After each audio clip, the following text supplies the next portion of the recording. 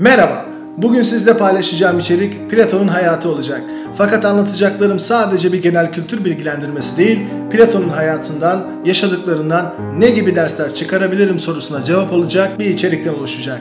Yine Platon'un insanlara doğru bilgileri öğretmek için kurduğu akademinin girişine neden geometriyi bilmeyen içeri giremez diye yazdırdığının da cevabını bulacağız. O zaman kısaca Platon'un hayat hikayesini inceleyerek başlayalım. Platon, M.Ö. 427 yılında Atina'da hem anne hem de baba tarafından soylu bir ailenin çocuğu olarak dünyaya geldi. Dolayısıyla Platon, aristokratların arasında aristokrasinin gelenek ve normlarına göre yetiştirildi. Yine Grek aristokrasinin geleneklerine göre jimnastikle de uğraşmış olan Platon'un gerçek adı büyük babasının isminden dolayı Aristokles'tir. Fakat göğsünün genişliğinden dolayı Platon lakabını almıştır. Gençliğinde lirik ve dramatik şiirler yazmış ve bir ozan olmayı istemiş olan Platon, bu türden bütün yapıtlarını ve tragedyanlarını Sokrates ile tanıştıktan sonra yakmıştır. Platon yine Sokrates'le tanışmadan önce doğa felsefesiyle de meşgul olmuş ve doğa filozoflarının yapıtlarını incelemiştir. Fakat yakınlarının teşvik ve telkinlerine rağmen hem politik kariyerinden hem de tragedya yazarlığından hem de doğa felsefesi araştırmalarından vazgeçmiştir.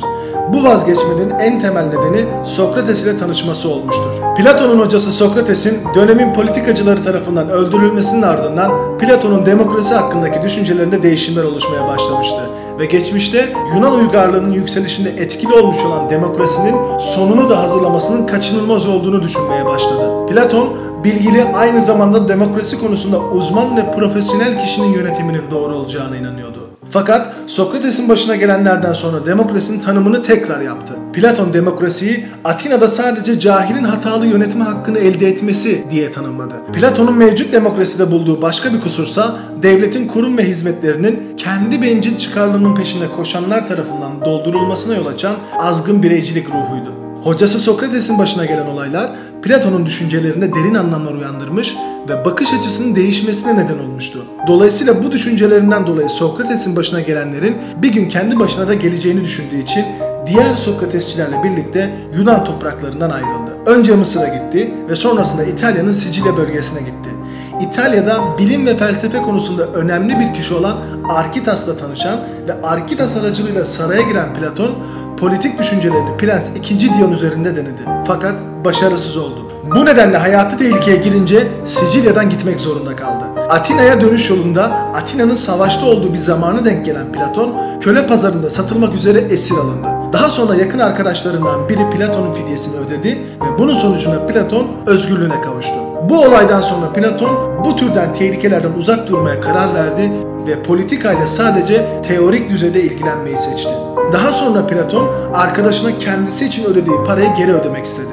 Fakat arkadaşı bunu kabul etmedi. Platon'un yaşadığı bu olayların düşüncelerinde yarattığı değişimlerin kitaplarına da yansıdığını görüyoruz. Fakat kitaplarına yansıyan değişimlerin nedenlerini ve sonuçlarını başka bir videoda ayrıca inceleyeceğiz. Tekrar Platon'un yaşamına dönecek olursak, Platon arkadaşının kabul etmediği para elinde kalınca bu parayla o meşhur okulu, akademiyi kurdu. Platon'un kurduğu akademi Avrupa'nın ilk büyük eğitim merkezi oldu. Bu merkezde matematik, astronomi, doğa bilimleri, retorik, mantık, politika ve metafizik gibi çeşitli alanlarda eğitimler verildi. Akademinin kapısında ise o meşhur yazı yazılıydı. Geometriyi bilmeyen buradan içeri giremez.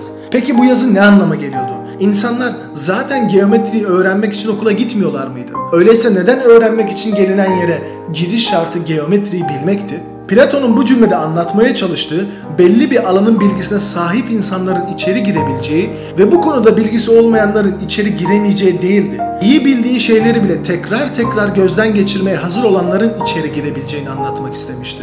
Yani Platon yıllarca kendisine öğretilmiş bilgileri tekrardan gerçek temellere dayandırarak öğrenmek isteyenlerin bu kapıdan girebileceğini ifade etmek istemişti. Bu nedenle kapıda yazan sözü şöyle de ifade edebiliriz. Gerçeği aramayan bu kapıdan içeri girmesin. Yani o dönemde Platon'un akademiyi kurmasının amacı insanlara yanlış öğrendikleri bilgilerin doğrularını öğretmekti. Platon bunun gerçekleşmesi için insanların bilgileri sorgulamasıyla ve onlardan şüphe etmesiyle başlayan bir sürecin sonucunda doğru bilgilere sahip olunacağına inanıyordu. Bunu yanlıştan doğruya doğru olan bir dönüşüme benzetti. Bu dönüşümün aniden olmayacağını, gözün gerçek bilgiler yoluyla ışığa yavaş yavaş çevrilmesinden meydana geleceğini savunuyordu.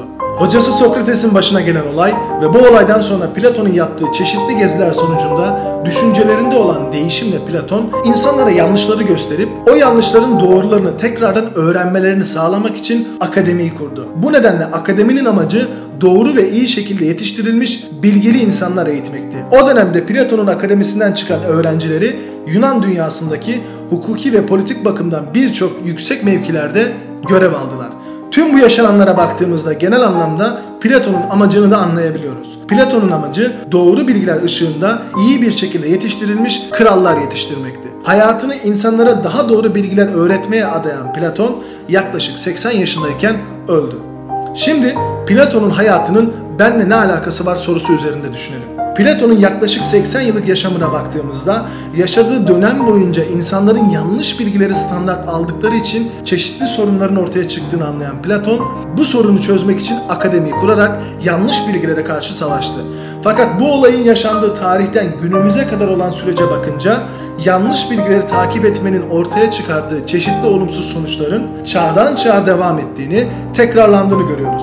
Bu bağlamda dünyamızın da içinde bulunduğu ve yaşadığı çeşitli sorunların temelini oluşturan şeyin Platon'un anlatmaya çalıştığı gibi yanlış bilgilerin standart alınmasından kaynaklandığını söyleyebiliriz.